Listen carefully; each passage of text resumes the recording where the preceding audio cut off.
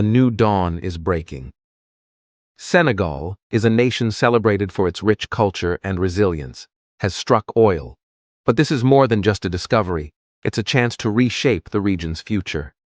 In 2014, large offshore oil and gas fields were discovered off Senegal's coast, the Sangomar and Grand Tortue Ahmeyim GTA fields.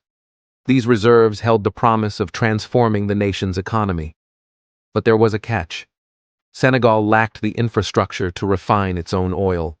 For years, the country exported crude, only to buy back refined products at inflated prices, leading to a reliance on exporting crude oil and importing refined petroleum products. And the challenge is that Senegal misses out on potential revenue when they export refined products. Trade imbalance. Importing expensive refined products strains foreign reserves and widens the trade deficit. Employment opportunities. Domestic refining could create jobs, boosting the economy. This scenario is not unique to Senegal. Many African nations face similar challenges, leading to underdevelopment despite resource abundance. In 2024, Senegal reached a major milestone in its energy sector. After years of groundwork laid under President Macky Sall's leadership, the country produced its first locally extracted crude oil.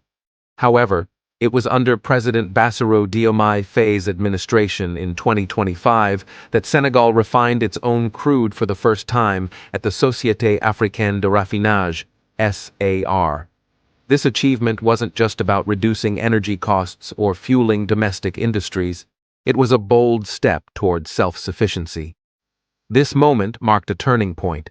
It signaled that Senegal was no longer just an exporter of raw resources, but was determined to capture more value within its borders, ensuring that its natural wealth benefited its own people. Then, who is Bassirou Diomaye, who was able to make the bold decision to refine crude oil in Senegal locally? Born on March 25, 1980, in Ndiaganiao, Bassirou Diomaye Faye's journey from a rural village to the presidency is remarkable. His upbringing in a traditional Serar family instilled values that resonated with many Senegalese. Faye's political career gained momentum as he championed anti-corruption and economic reform. In March 2024, he won the presidential election with 54% of the vote, becoming Senegal's youngest president. Faye's presidency has been marked by significant events.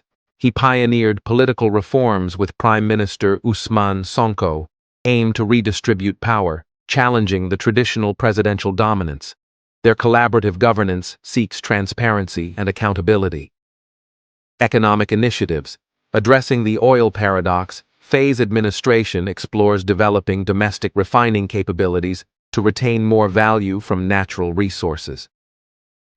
Foreign relations. In December 2024, Faye announced the departure of French military bases from Senegal by September 2025, signaling a shift towards greater autonomy. Senegal stands at a crossroads.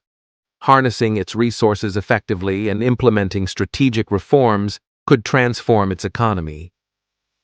Under President Faye's youthful leadership, there is hope for a future where Senegal's resource wealth benefits all its citizens. And surprisingly, this energy revolution is intertwined with the bold vision of Burkina Faso's young leader, Ibrahim Traoré. How are these two nations connected? And could this be the spark that finally frees Africa from decades of economic dependence?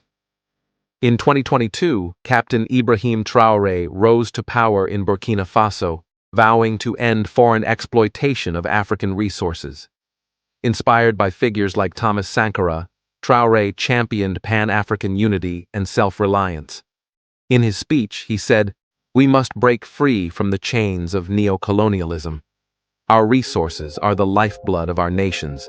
We cannot keep giving them away for pennies." Traoré's rhetoric resonated across West Africa. He pushed for regional alliances that would help countries like Senegal and Niger manage their resources independently, without the heavy hand of international corporations. In late 2024, a quiet but powerful alliance began to form. Traoré, reached out to Senegalese officials, proposing a regional energy pact. The idea was simple, but revolutionary. Senegal could refine oil, while landlocked nations like Burkina Faso could buy the finished products at fair prices, cutting out foreign middlemen. This deal wasn't just about fuel. It symbolized a larger movement, West African countries working together to build an independent energy network. What we're seeing is the foundation of an African energy bloc. Countries are realizing that by pooling resources and infrastructure, they can negotiate from a position of strength. Of course, not everyone was thrilled. The move threatened powerful foreign interests, who had long profited from Africa's fragmented energy market. Rumors swirled of behind-the-scenes pressure, with some global powers quietly lobbying against the alliance. But Senegal and Burkina Faso stood firm, and their courage inspired others. Guinea, Mali, and even Chad expressed interest in joining the pact, envisioning a future where African energy stayed in African hands. Today, Senegal's oil refinery hums with life. Gasoline prices in Burkina Faso have dropped, freeing up funds for infrastructure and agriculture. And most importantly, the people feel a renewed sense of ownership over their destinies.